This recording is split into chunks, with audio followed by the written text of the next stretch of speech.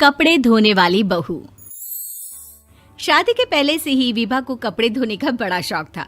कभी नल के नीचे तो कभी तालाब के पास। अरे मेरी नीली वाली लुंगी नहीं दिख रही है। विभा की अम्मा, कहाँ रखी है लुंगी? अरे वो तो विभा ने परसों ही धोकर रखी थी आपकी अलमारी में, देखो वहीं होगी। वो ना मैंने आज धो दी, मुझे लगा कि गंदी हो गई होगी। अरे कैसे गंदी हो गई थी? उसे तो मैंने पहना भी नहीं। हे भगवान, इस लड़की के कपड़े धोने की आदत से परेशान हो गया हूँ मैं। जितना तो घर में राशन नहीं आता, उससे कहीं ज्यादा डिटर्जेंट पाउडर का खर्चा है। इसकी शादी करवा दो, शादी। जाए अपने घर में ही करे काम, फिर चाहे घर के कपड़े धोने हो या पूरे गांव के। हाँ ठीक बोल रही हूँ, देखता हूँ मैं कोई लड़का। वो दिन भी आ जाता है जब विभा को देखने लड़के वाले आ जाते हैं। लड़की मुझे अच्छी लगी। होने वाली सास कहती है, बेटी अगर कुछ पूछना है तो पूछ लो। वैसे तो हमारी लड़की बहुत ही शर्मीली है, जो बोल दो वो मान लेती है, इसे क्या पूछना होगा। अरे कैसी बात कर रही हो माँ, मुझे इन लोगों के घर रहना है, सवाल तो कई है। हाँ हाँ बेटा, पूछ लो ना, क्या पूछना है। आप लोगों के घर कपड़े कौन धोता है? सास का मुंह बन जाता है। देखो, अगर तुम ये कहना चाहती हो कि तुम्हें कपड़े धोने नहीं आते तो सुन लो, कपड़े मैं ही धोती हूँ, लेकिन तुम्हारे आ जाने के बाद मैं रुमाल तक नहीं धोऊंगी। अरे चुप रहना भाग्यवान, बहू बेचारी घर आई नहीं, उसे डराना शुरू कर दिया।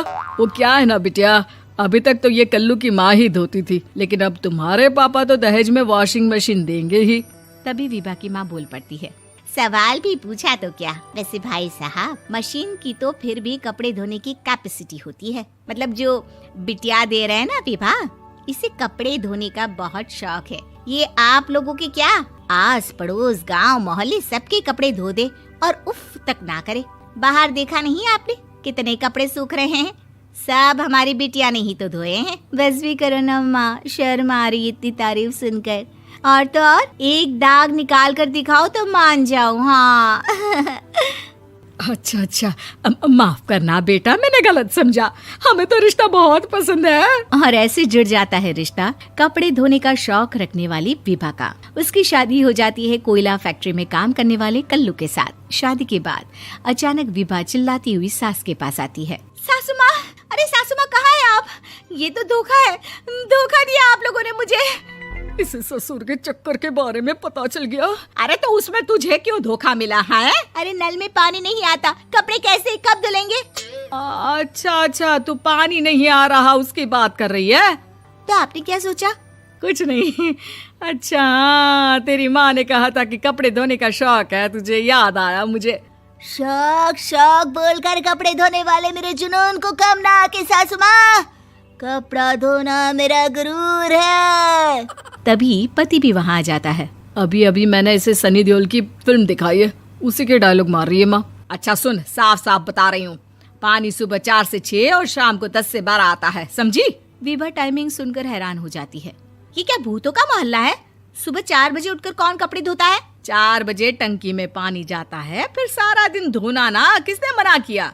अरे कैसी बात कर रही हैं? 200 लीटर की टंकी में कितने कपड़े धो लूंगी मैं? सुबह ही उठ जाऊंगी मैं। अब क्या था, विभा सुबह 4 से लेकर रात के 12 बजे तक कपड़े ही धोती रहती। एक रोज सास पड़ोस से निकलकर कहीं जा रही होती है कि साथ वाली कहती है, हाँ कल्लू की माँ, जरा ये बताओ कि 2 साड़ी है, 2 ब्लाउज और एक पेटीकोट और एक नाड़े वाला लंबा कच्छा। हाँ तो?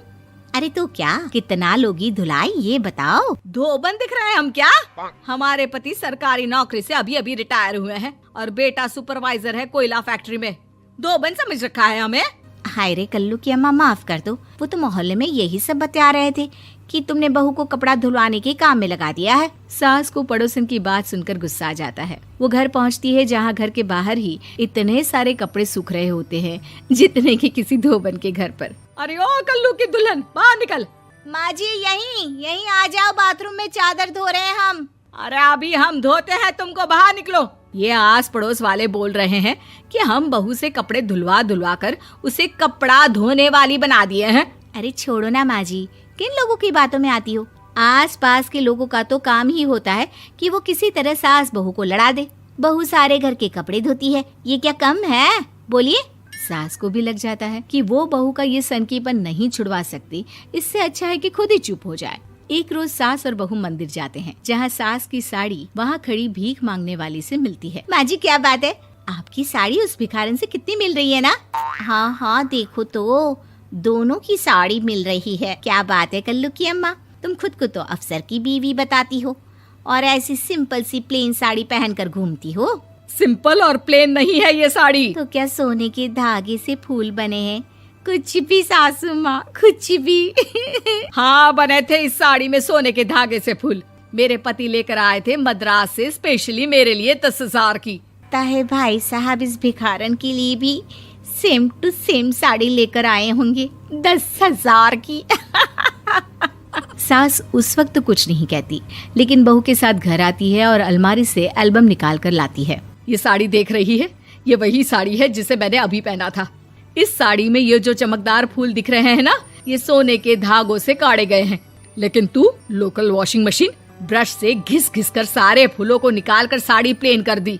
मुझे माफ कर दीजिए सासू माँ। और तो और, जब मैंने तुझे तेरी गलती के लिए कुछ नहीं कहा, लेकिन तूने तो सबके सामने मेरा मजाक ही बना दिया। क्यों? बहू को समझ में आ जाता है कि अब से उसका कपड़े धोना बंद।